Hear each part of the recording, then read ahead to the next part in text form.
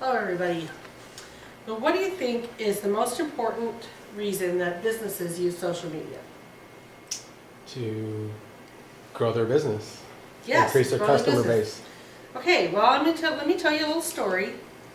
When we first moved to Bakersfield just about a year ago, as soon as we moved in, the car broke down. And we didn't know anybody. What we wouldn't have given to have a friend we could ask for a mechanic. Money was tight having just moved, and we needed a mechanic that we could trust to fix the problem right the first time and do it for a reasonable price. So we turned to social media. In this case, Yelp. So we searched until we found a guy, this Rosedale Automotive, that had lots of good ratings. People mentioned that he was honest and did good work. And we found that that was actually true, and we were really pleased with his work. So now, after hearing that story, now what will you think? Do you think any different about what is the most important use of social media for businesses? Yeah, using it to help build relationships of trust that people can find you and Boy, that's know, right on, right know on who the you money. are. And So Bob Berg, the author of The Go-Giver, said, all things being equal, people will do business with and refer business to those people they know, like, and trust. Today we're going to talk about how to use social media, who we want to have following us, what you should say to them, and a little bit about how to manage it. So there's this relationship triad that Bob Berg mentioned is know, like, trust. That people, when you have relationships built on know, like, trust, you'll create loyal followers who are far more likely to come to you when they need a new mattress. There's lots of social media venues available today, but we're going to focus primarily on Facebook. But the principles that we'll talk about apply to pretty much every social media venue and your website. The most important thing social media can do for your business is to build trusting relationships with your followers and with the right audience. Because even though everybody sleeps, not everyone is your your ideal customer. So,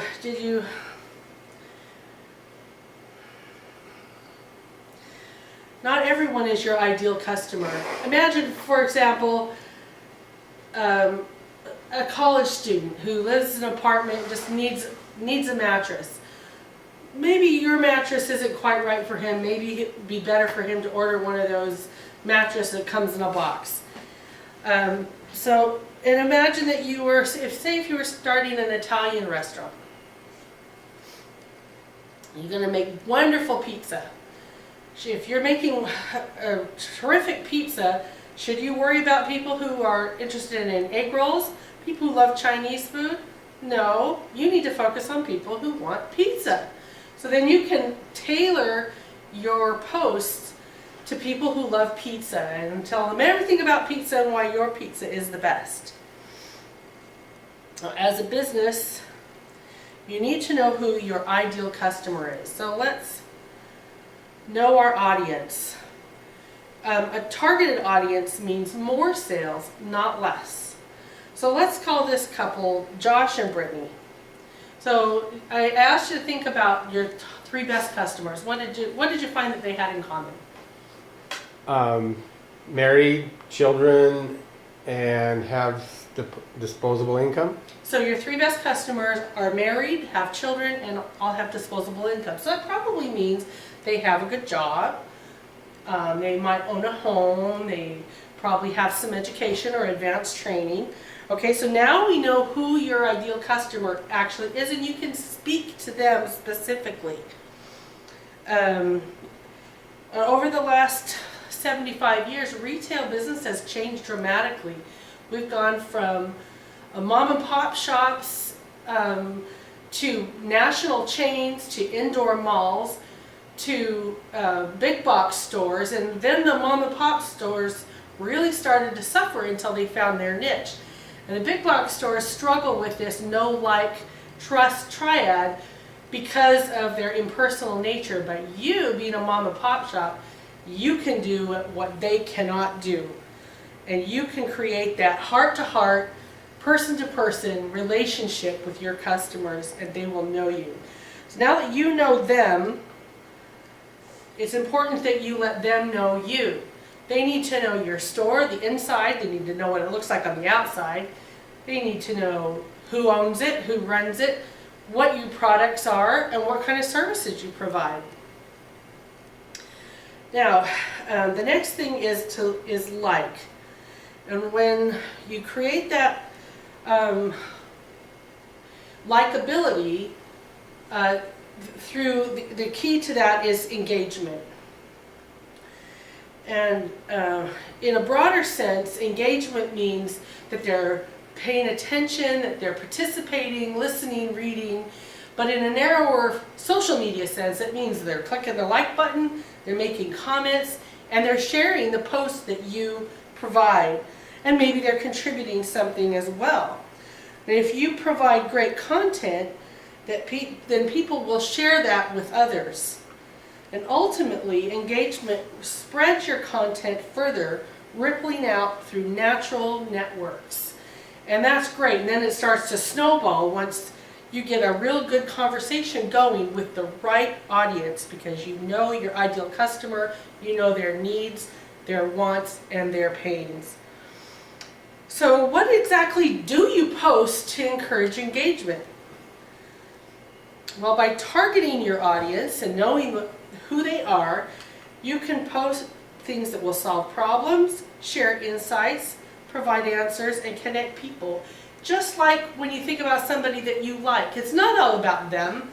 They're listening, they're paying attention, they're understanding, and you want that ideal customer eventually to say, "This business really gets me." And that's the highest compliment a business can get.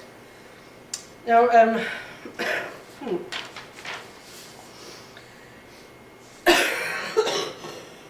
excuse me. And more specifically, 70% of your posts should be from your brand.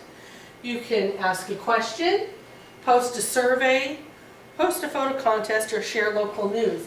Now, in this case, I've used an actual example. This is, it says, from 1 to 6, which is your dream walk-in wardrobe, ladies? So they're closets, they're walk-in closets. Now, you might not want to do walk-in closets, but you could do something like master bedroom suites, or, you know, bed frames. But the key to these questions and surveys is the photos. You want to show them, not just tell them. So then, here's a good example of a question. This is from Casper, and it says, "New Casper mattress, immediately my dog stole it." You could have a photo contest. Hey, show, you know, the best picture of your dog using your bed, or your pets in your bed, or kids in your bed, or whatever. So then 20% of your content should come from others. This is a post that I found on Facebook called 10 Drinks to Help You Sleep at Night. And it's just, this is, I would call this complimentary content. It's not about your mattresses, but it goes well with it. And you could also post things about complimentary products like bedroom furniture, or sheets, or carpeting, or interior decorating, or things that are good to eat, have breakfast in bed, whatever. You can also post other businesses' events, like things that people you partner with. And then 10% would be promotional. This is your sales, your new products, educational videos that you produce starring you. See, there you are, right there. Oh, that went a long way. Okay, there you are, right there in your own video that I took off your Facebook page. So this is really good, but you don't want to overdo it. You stick to about 10%. Okay, so the most important thing is trust. So you need to establish yourself as an expert in your field. And this is, this guy, here I go again, wrong button, Tom Etges, MD. He's an acupuncturist, and he says, I've just returned from teaching another new class in Arizona, and he feels great, fortunate to be part of the faculty there. Now, doesn't that make him sound like he knows what he's talking about? Mm-hmm.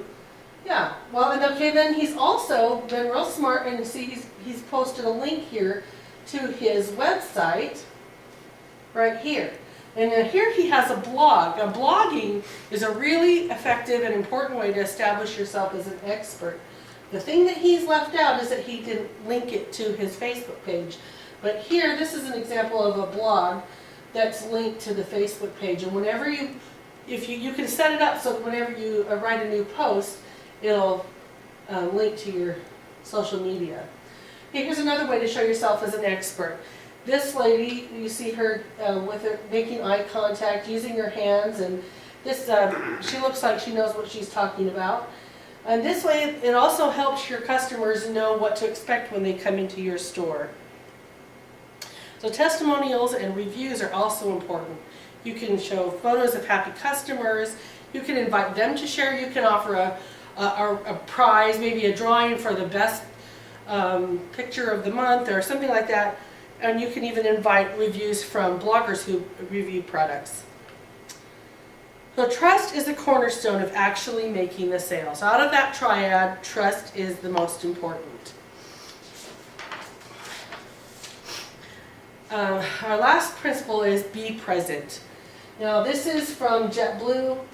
They had that somebody just posted about how excited they were to be posting at 34,000 feet, and in 6 minutes they responded and said, "Thank you, Juan. Have a good trip."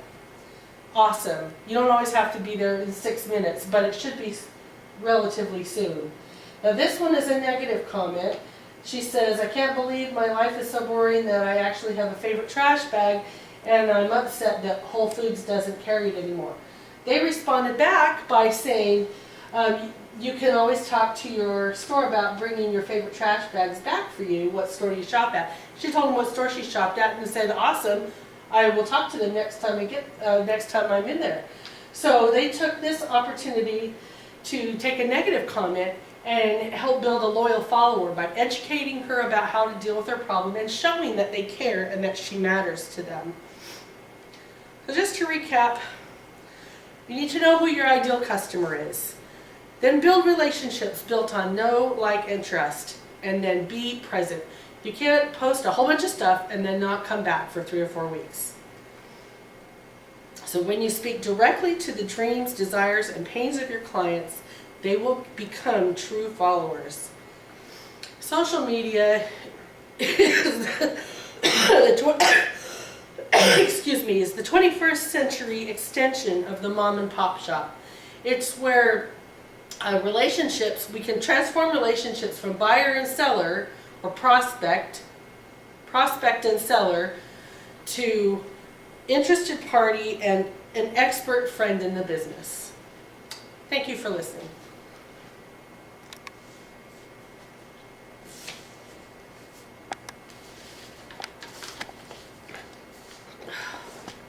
I get it to stop. Don't Yeah. you, isn't there a square? So I'm doing it.